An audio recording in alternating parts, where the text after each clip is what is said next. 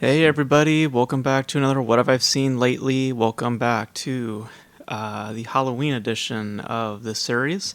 I hope you guys have been enjoying the content. And welcome to day 3. Yes, day 3. Um, and This one is a very special one in the horror genre, specifically within its influence in the slasher genre. That film being the Texas Chainsaw Massacre, the original one, um, co-written and directed by Toby Hooper, who would go on in later years to do uh, Poltergeist, which was written and produced by Steven Spielberg, and I believe initially was going to be directed by Spielberg, but um, I think that he just had a change of heart or just had other films at the time that he wanted to work on. The film came out in 1982, so probably was working on Indiana Jones at the time. Um, and it's Leatherface. It's has a bunch of, but it's about a bunch of like hippie type kids in a van. They're just kind of roaming around, and they're in need of gas, and they stumble upon this little area down off the road, off the grid, sort of, and there are odd people around. They picked up a hitchhiker, and he has this like weird thing about like cutting himself and doing very suggestive things. They go to the gas station, and there's even more weird people, and then they get to this house that one of their friends supposedly owns the land. Their father, at some point, owned the land. Um, and when they get there, they are met with more questionable things, bones, and lots of skeletons and such. And then, of course, Leatherface shows up and starts slicing and dicing. Now, the interesting thing about Texas Chainsaw Massacre is obviously a lot to do with its influence on the genre. This was released in 1974, so this was prior to things such as Halloween and then Friday the 13th and Nightmare on Elm Street. So this is in some ways an origin point to the tropes that you would, come to see in slashers. Um, and with that in mind, and sort of knowing that going in, considering the year of which it was made, and just knowing when other films would come out after this, um, I'm actually surprised by some of the sincerity that's in it. Because the thing about slashers, most recently when I saw Friday the 13th, they rely more on the silliness and a lot more on the kills than they do the characters, than the tone, other factors that contribute um, to making something horrific. Um, and with this, they actually commit to that. They actually commit to developing its characters and um, to to set up its circumstance properly. It's not just that, oh, Leatherface is just some random dude in a mask just going around killing people. There's a little bit more of a backstory that's given, and there's a little bit more time to establish the overall circumstance and the individual characters. Thus, the performances also find their own footing to some measure. Particularly with the lead actress, I thought she was very engaging, and I really felt her pain, and especially when we get to the end when she's at the dinner sequence. That one was definitely, I think that definitely highlighted a lot of the disturbance that's felt within the film. Especially when they close up on her eyes. I don't know what it was about that particular shot, but um, that really got to me the most because it like highlighted her descent, her beginning of her descent, and her the immense trauma that she's taking on from all this.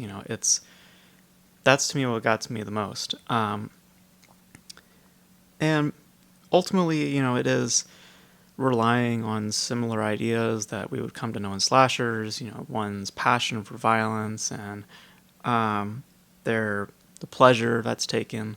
I could see to some measure where the Silence of the Lambs got their inspiration from, because there's an artistic side to the violence that they paint in the film, that I would come to recognize in Silence of the Lambs.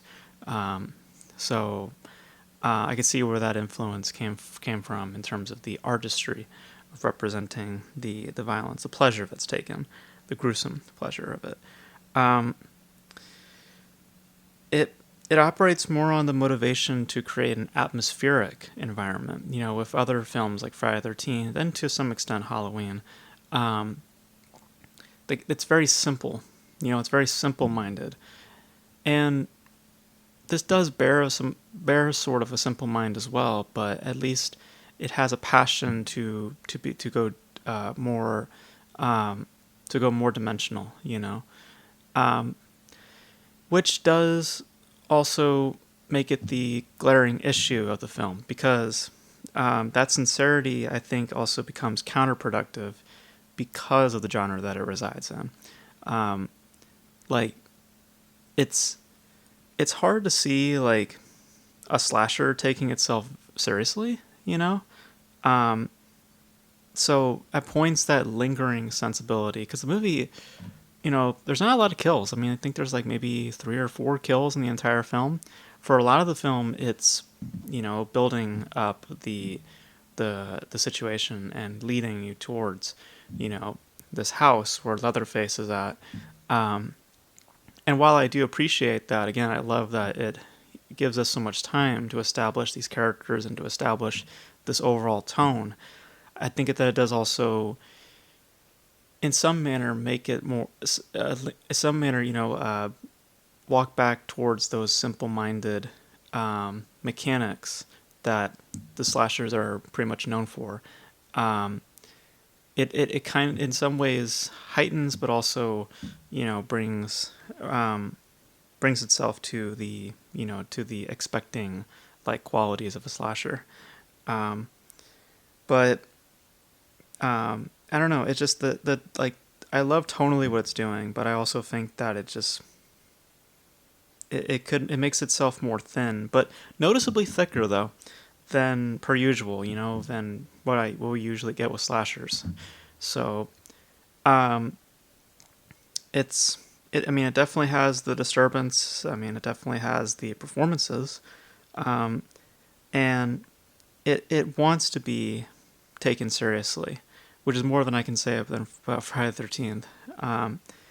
And there's a silliness that is always apparent in these types of stories. I mean, Texas Chainsaw Massacre is not, an outsider to that. I mean, there's, towards the end, and particularly that dinner sequence, there's some silly factors that show up. Like, there's grandpa that's like you think he's dead, but then he's not really. Like when she's running around the house and then she notices those what I thought were corpses.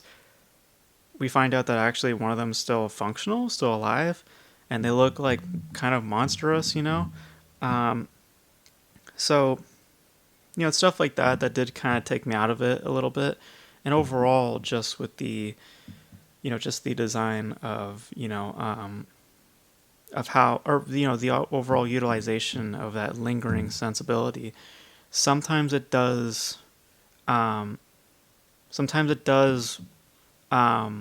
step back rather than move forward, and create more of this really good tone that's being established.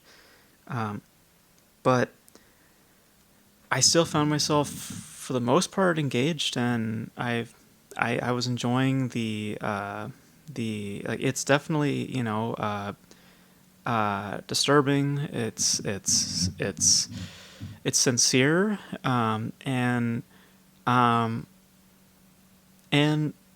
like, I just felt more involved than usually I would be with slashers. I wasn't big on Halloween, mainly, as I said, how simple it is. Friday the 13th, I just felt was like just something of a grindhouse, just got done and whatever. This also feels Grindhouse, but it feels like Grindhouse with passion, with creativity behind it. Friday 13th was just like, we want to make a movie. Texas Chainsaw Massacre, they wanted to make a film. And and I think that for the most part they succeed.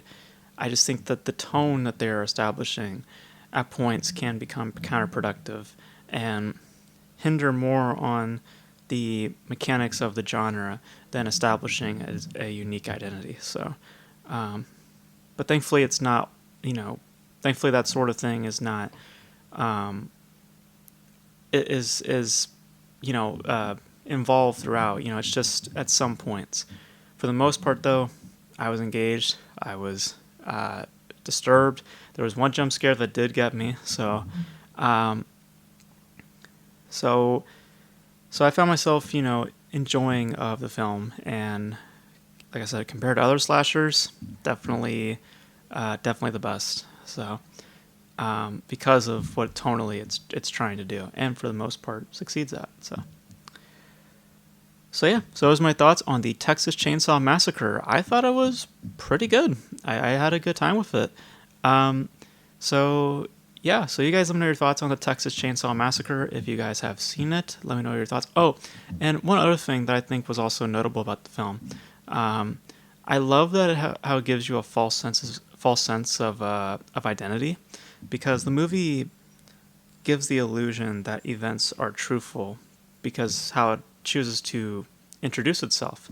There's this narration that plays and this little text that starts to play, and it presents the skies that what you're about to see is real, or these things are based on real events or whatever like that.